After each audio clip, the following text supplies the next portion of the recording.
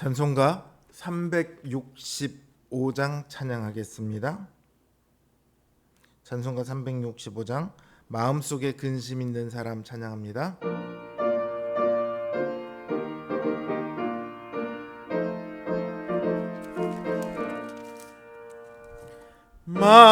마음속에 근심 있는 사람 주 예수 앞에 달래어라. 슬픈 마음 있을 때에라도 주 예수께 아뢰라. 주 예수 앞에 달래어라. 주리의 친구니 무엇이나 근심하지 말고 주 예수께 아뢰라.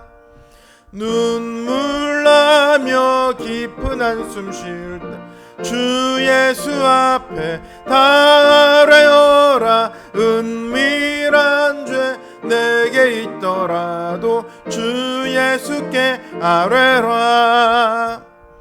주 예수 앞에 달래어라. 주리의 친구니 무엇이나 근심하지 말고 주 예수께 아뢰라.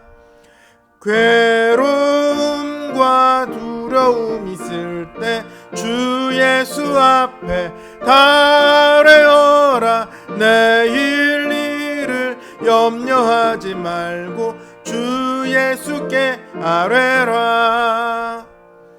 주 예수 앞에 달래어라. 주리의 친구니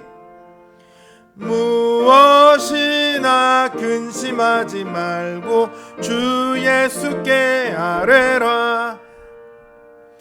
죽음 앞에 겁을 내는 자여 주 예수 앞에 달래어라. 하늘나라 바라보는 자여 주 예수께 아뢰라.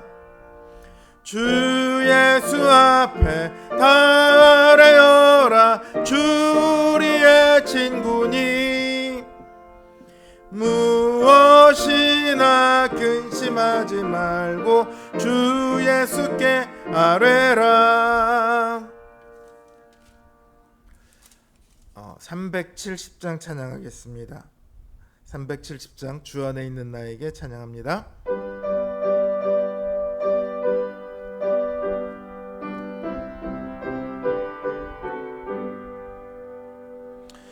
주 안에 있는 나에게 난 근심이 있으랴. 십자가 밑에 나아가 내 눈물 품어내 주님을 찬송하면서 할렐루야 할렐루야. 내 앞길 멀고 험해도 나 주님만 따라가리. 그 두려움이 변하여 내 기도 되었고 전날의 한숨 변하여 내 노래 되었네. 주님을 찬송하면서 할렐루야 할렐루야. 내 앞길 멀고 험해도 나 주님만 따라가리. 내 주는 자비하셔서 늘 불혜시고 내 궁핍함을 아시고 늘 채워주시네. 주님을 찬송하면서 할렐루야 할렐루야. 내 앞길 멀 주님만 따라가리. 내 주와 맺은 언약은 영불변하시니 그 나라 가기까지는 늘 보호하시네. 주님을 찬송하면서 할렐루야 할렐루야. 내 앞길 멀고 험해도 나 주님만 따라가리.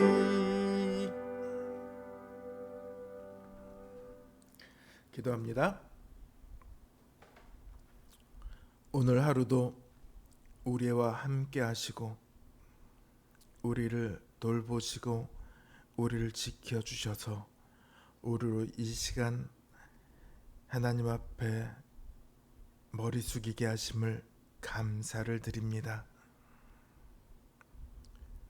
우리가 하나님을 보지 않을 때도 하나님께서는 우리만을 보고 계셨고, 우리가 하나님을 위해 일하지 않을 때도 하나님께서는 우리를 위해 일하셨음을 압니다. 주님, 그 주님의 신실하심이 우리의 소망이 됩니다. 이 시간 그 하나님 앞에 우리의 모든 기도 제목들을 들고 나옵니다. 우리를 위해 늘 일하시고 우리를 가장 그 선한 길로 인도하시는 그 주님을 우리가 신뢰하며 우리의 기도들에 또한 들으시고 선하게 응답하여 주실 줄 믿습니다. 이 시간 우리의 눈이 더욱더 주님을 바라보게 하시고 우리의 마음이 더욱더 주님 앞으로 나아가게 하여 주시옵소서. 예수님의 이름으로 기도드립니다. 아멘. 하나님 우리에게 주신 말씀 역대하 36장 21절에서 23절 말씀입니다.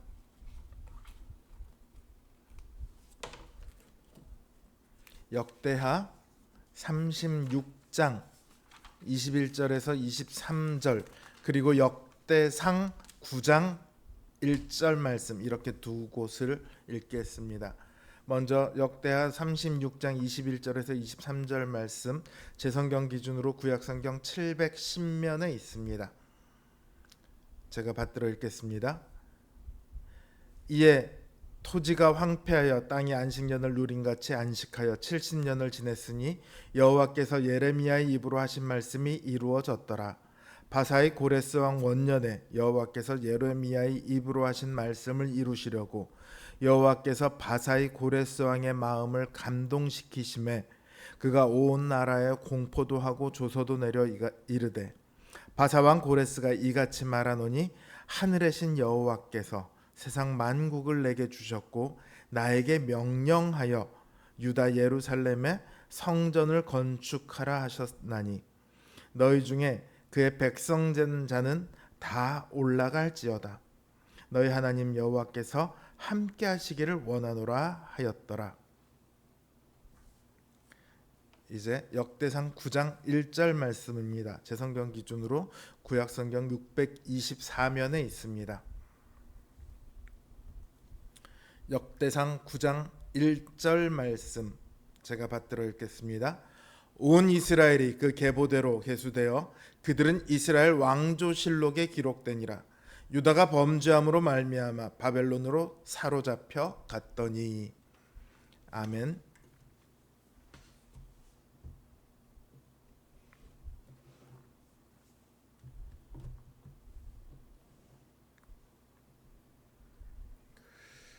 자, 성경에는 족보가 많이 나와요.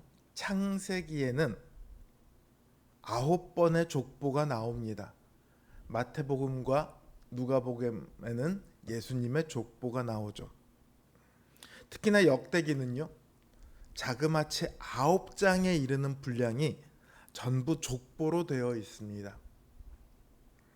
우리가 읽다 보면 모르는 이름으로 가득한 이 족보가 도대체 무슨 의미가 있나 싶어요. 읽고는 있는데 그냥 습관적으로 책장은 넘어가곤 하죠.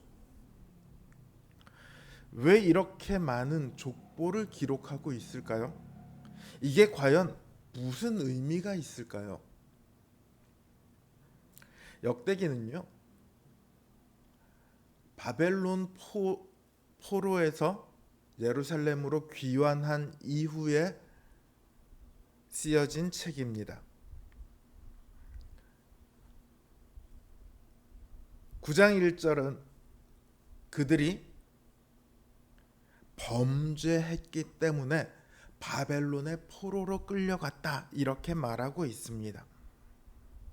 그들이 포로로 끌려간 것은 하나님이 그들을 버렸기 때문이 아니라 그들이 하나님을 버렸기 때문입니다. 하나님께서는 더 이상 그들을 지키지 않으셨습니다. 오히려 주변국들을 동원해서 유다를 멸망시키고 포로로 끌려가게 하셨습니다. 그러나 하나님의 계획은 너희들이 나를 버렸어? 내가 어떻게 하나 두고 봐. 이런 복수에 있지 않습니다. 하나님께서는 이미 예레미야를 통해서 이후에 있을 계획들을 다 말씀하셨습니다. 그들이 포로로 끌려가고 70년이 지나면 다시 돌아와 하나님의 백성이 될 것이다. 하나님의 나라가 다시 세워질 것이다. 그렇게 말씀하셨거든요. 또 선지자 이사야는 이 일을 할 사람이 고레스다. 이렇게 이미 고레스가 이 일을 하기 150년도 더 전에 그렇게 예언을 했습니다. 이제 그 하나님의 계획이 이루어졌습니다. 바사왕 고레스가 이스라엘 백성들을 예루살렘으로 돌려보냅니다. 원하는 사람은 다 가서 성전을 건축해라.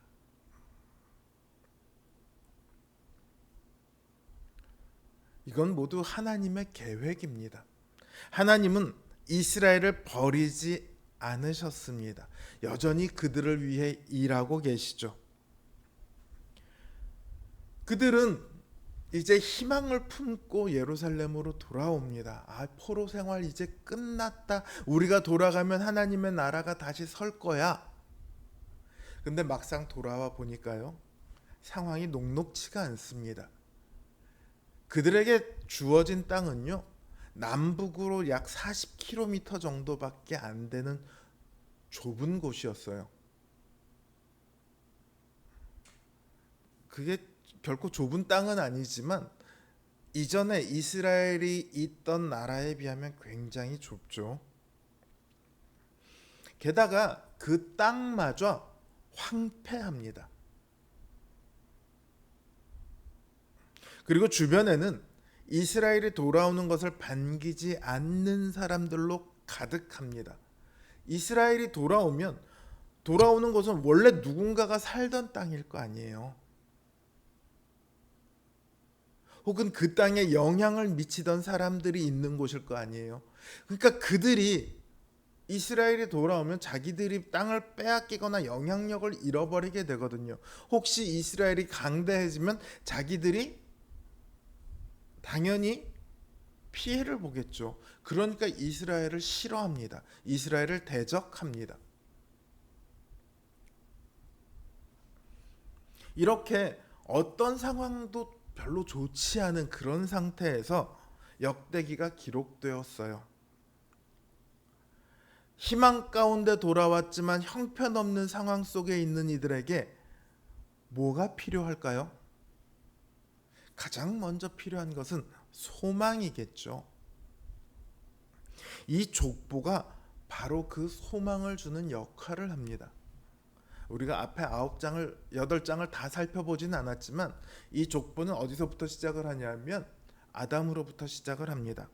아담에서 시작을 해서 노아를 거쳐 셈, 함, 야벳의 족보를 기록합니다. 근데 셈, 함, 야벳인데 실제로 족보가 기록된 순서를 보면 함과 야벳의 족보가 기록되었고요. 셈의 족보는 나중에 기록되어 있습니다. 그렇다고 해서 함과 야벳이 셈보다 뛰어나냐 그런 것이 아니고 그들이 앞에 기록되었지만 함과 야벳의 족보는요 그걸로 끝입니다. 근데 셈의 족보는 달라요. 셈의 족보는 어떻게 되냐면 아브라함으로 이어져서 그리고 아브라함의 자손들과 쭉 이어져서 지금 포로로 귀환한 이들에까지 이르고 있습니다. 그러니까 이 족보가 뭡니까? 뭘 보여주고자 하는 겁니까? 하나님의 백성의 계보를 보여주는 거예요. 실제로 아브라함의 아들은 이삭 말고 한 명이 더 있죠. 이스마엘이 있죠. 이스마엘의 계보도 여기는 들어는 있습니다. 아브라함 다음에 이스마엘의 계보가 나오고 그 다음에 이삭의 계보가 나오거든요. 또 이삭의 아들 중에 에서가 있고 야곱이 있죠. 에서의 족보도 있습니다. 그러나 그들도 족보가 기록은 되어 있지만 거기서 끝입니다. 그 다음으로 내려가지를 않아요. 그러나 야곱의 족보는 다르죠. 쭉 이어져서 다윗으로 이어져서 지금 이 포로에서 귀환한 이들에까지 이릅니다.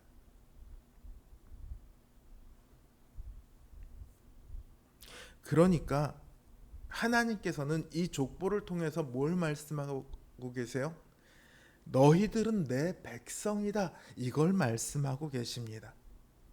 그들이 비록 하나님 앞에 범죄함으로 하나님을 버려서 포로로 끌려갔지만 하나님께서는 이 족보에 그들을 포함시킴으로써 그들을 포기하지 않으시고 그들에게 다시 은혜를 베푸시며 그들을 회복시켜 갈 것이다. 이렇게 말씀하고 계시는 거예요.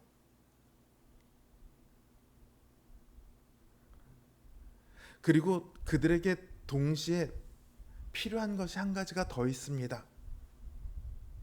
뭐냐면 그들이 이제 하나님의 백성이 되었는데 그들이 왜 이런 처지가 되었는지를 잊으면 안 돼요. 왜냐하면 그의 조상들이 하나님께서 자신들을 은혜로 구원하신 걸 잊어버렸기 때문에 하나님을 버렸거든요. 그래서 그들이 포로로 끌려갔던 거예요. 이제 그들이 다시 하나님의 은혜 가운데 있게 되었지만 만약에 그 선조들의 그 길을 그들이 그대로 다시 답습해 간다면 그들의 결과 또한 마찬가지가 되겠죠. 그래서 하나님께서는 10장부터 역대기하 36장에 이르기까지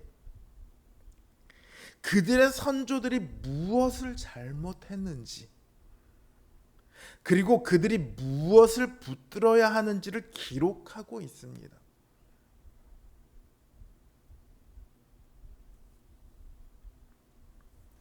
다시는 하나님의 백성에서 떨어져 나가지 말라는 거죠.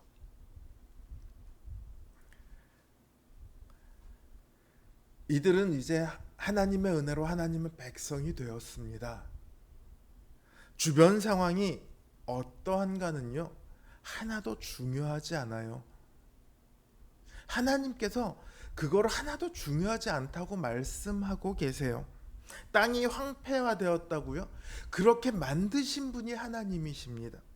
주변에 대적들로 둘러싸여 있다고요? 지금 이 시대의 가장 강대국인 페르시아의 황제 고레스를 움직이신 분이 바로 하나님이십니다. 그들이 보아야 할 것은요, 주변의 상황이 아닙니다. 오직 그들을 부르시고 그들을 위해 일하고 계시는 그 하나님이세요. 오늘 우리도 사실은 우리가 처해 있는 상황에 빠져들기 참 쉽습니다. 어떤 경우는 상황 때문에 자만하기도 하고요. 반대로 어떤 때는 상황 때문에 좌절하기도 하죠. 그러나 우리가 처해 있는 상황이 중요하냐면 결코 그렇지 않습니다. 편한 환경이든지 어려움이 많은 환경이든지 아무런 상관이 없습니다. 중요한 것은 우리가 누구냐 하는 것이죠. 우리는 우리가 처해 있는 상황과 아무런 상관없이 하나님의 백성입니다. 하나님의 약속을 받았습니다. 하나님은 그 약속을 위해 모든 순간 우리를 바라보시며 일해 나가십니다. 그러니 우리는 그저 그 하나님만 바라보고 하나님만 의지하고 하나님만 소망하면 됩니다. 그러면 우리의 삶은요, 그 하나님의 약속이 이루어져 가는 기적의 공간이 되고 소망의 장소가 됩니다. 소망의 시간이 됩니다. 이 시간 우리의 눈을 들어 그 하나님을 바라봅시다. 우리를 둘러싼 환경이 아니라, 나 자신이 아니라 우리를 부르셔서 하나님의 백성으로 삼으신 그 하나님을 바라봅시다. 그 하나님을 의지하고 신뢰함으로 하나님 앞에 나아갑시다. 이 시간 각자의 기도 제목을 들고 그 하나님 앞에 나아가 무릎 꿇고 간구하도록 하겠습니다. 기도합니다.